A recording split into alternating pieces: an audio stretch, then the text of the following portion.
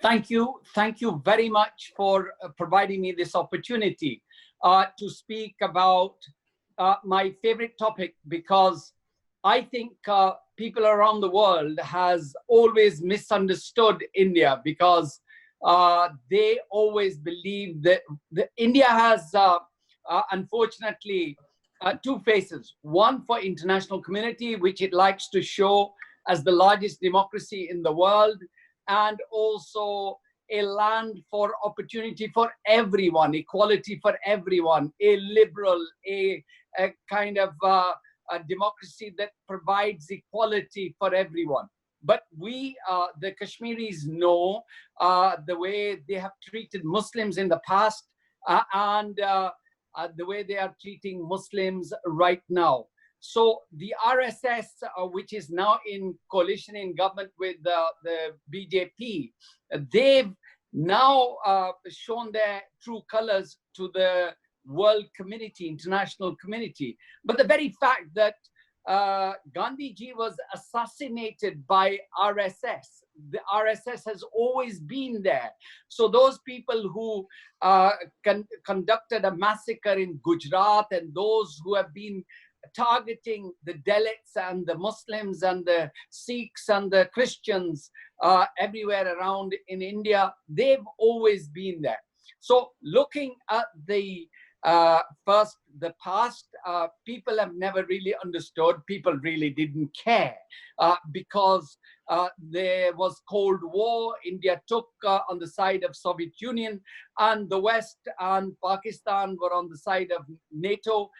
And everybody thought India is a very poor country where people, millions, hundreds of millions of people who slept on the footpaths, they grew up on footpaths, they lived on footpaths, and there was a growing middle class in India, which gave opportunity for the rest of the world for business.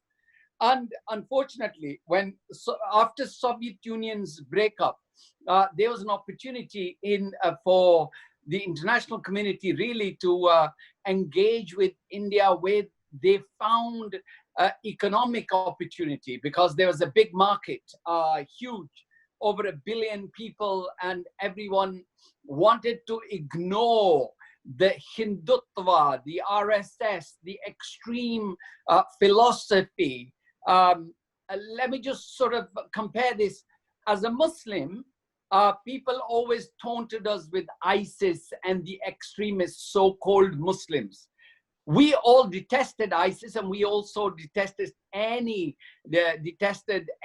extremist terrorist so-called Muslim.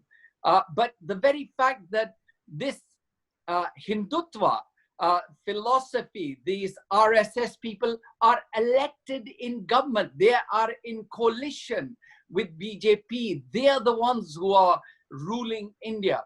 So when you saw the election of BJP and Mr. Modi, you saw that not only there was intimidation of the intellectuals, the liberal elite, those people who believed in equal India with opportunities, etc.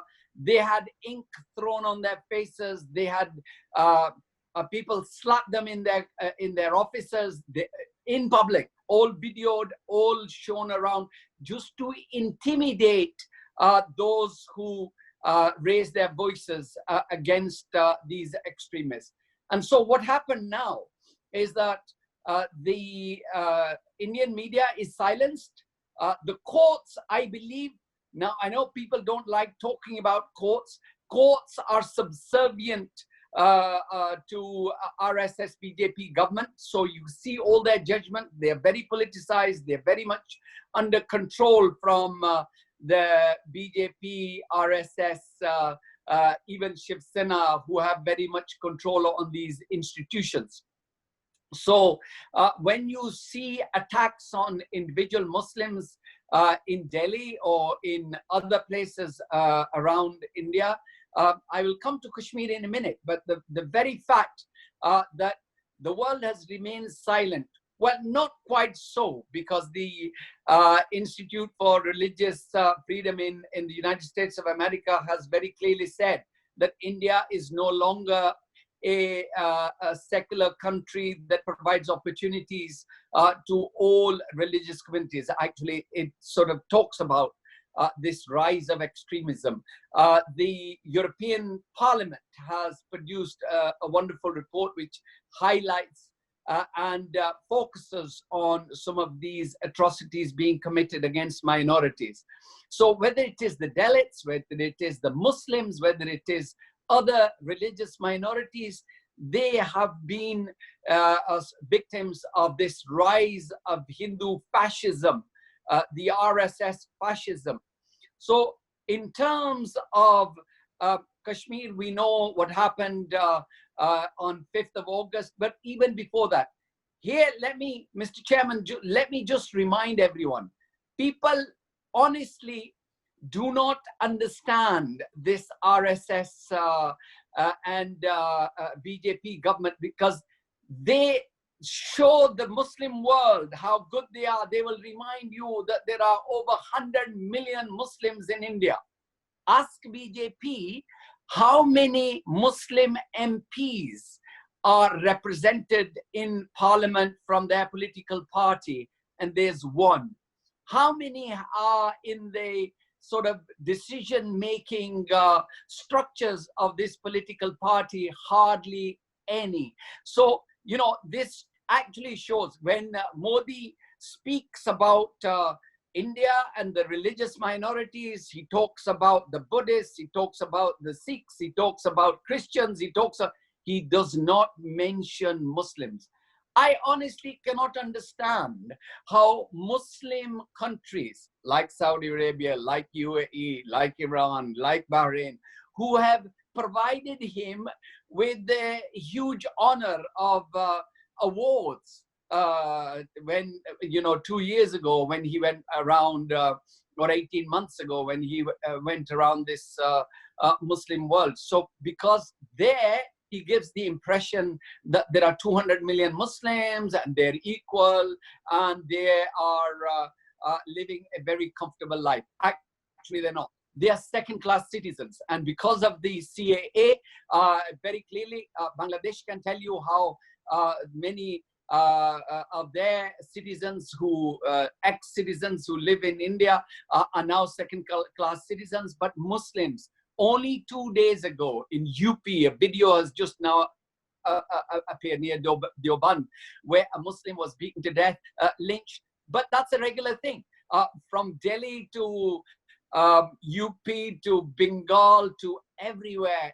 It happens in Kashmir all the time because I don't know, Mr. Chairman, how much time I have, but I just want to do final comparison with the Zionist state of Israel, how they have driven out the Palestinians from West Bank, and the settlements are illegal settlements are coming in West Bank.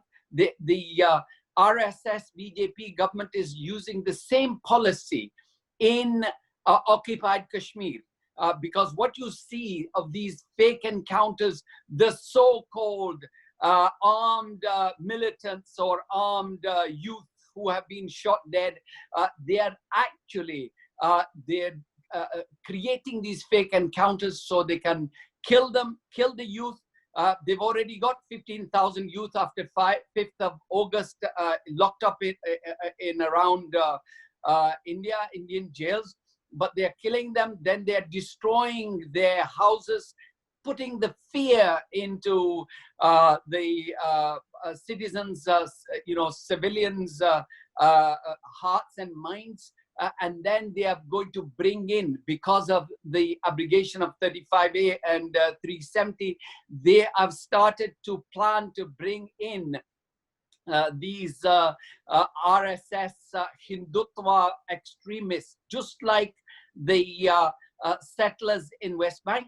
It's the settlers in Kashmir, to change the demographics for whenever the right of self-determination is given. In any case, it's much easier for them to control Kashmiris than, at least that's what India believes. So as far as I am concerned, India has never been a land of opportunity.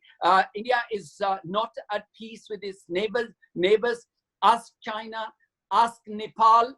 Nepal's parliament, they've changed the constitution with unanimous vote in both parliaments, upper house and the lower house. Ask what happened in Sri Lanka, and ask Bangladesh. So you're absolutely right. With Pakistan, you see they have this a kind of thing about Pakistani pigeons and even drones made it in India, which they cannot detect. They think that these locusts have been sent by Pakistan. Even cold wind has been sent by Pakistan to destroy their crop and also to attack India. So and this is what actually the illiterate Hindutva RSS fascist people believe, which Mr. Modi and his team would like them to believe. And sadly, it's a very dangerous thing, because they have the nuclear weapons, they have all the technology, and those people who think, I'm so glad that people in the Middle East are now waking up. There are some wonderful young royals from the GCC countries who have been tweeting, and they have been exposing India and their current and the past policies. And I hope the rulers will also wake up.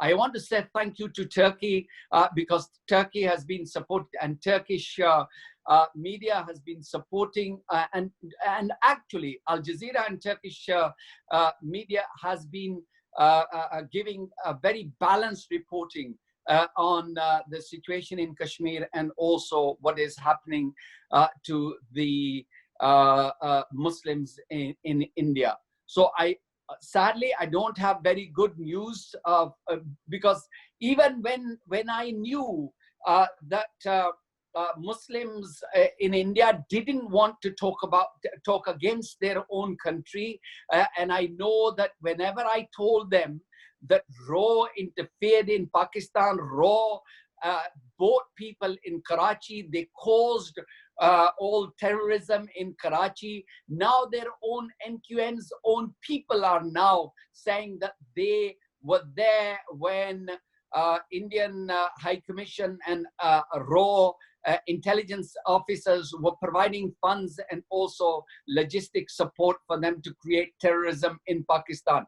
Sadly, one last word, because the Institute has been very, very good in producing excellent research for Pakistan. But sadly, in Pakistan, people didn't believe that India was involved in this type of terrorism in Pakistan, and they were funding and they were creating these problems for Pakistan. They created this narrative that Pakistan not only is sending terrorists across, so cross-border terrorism became a kind of a cliche for around the world. Pakistan sending terrorists, training camps, etc., which sadly took many years. Even some of the propaganda that Indians were creating, some of the Pakistan's politicians were repeating it in their speeches and apologizing for something which wasn't created by Pakistan. It wasn't Pakistanis. It was RAW that was funding and also creating this. So I think my time is probably up, because I can hear some voices. And if I've gone on a little bit too long, my apologies, because I could go on much longer talking about RSS, Shiv Sena, and BJP and these fascist movements. Thank you.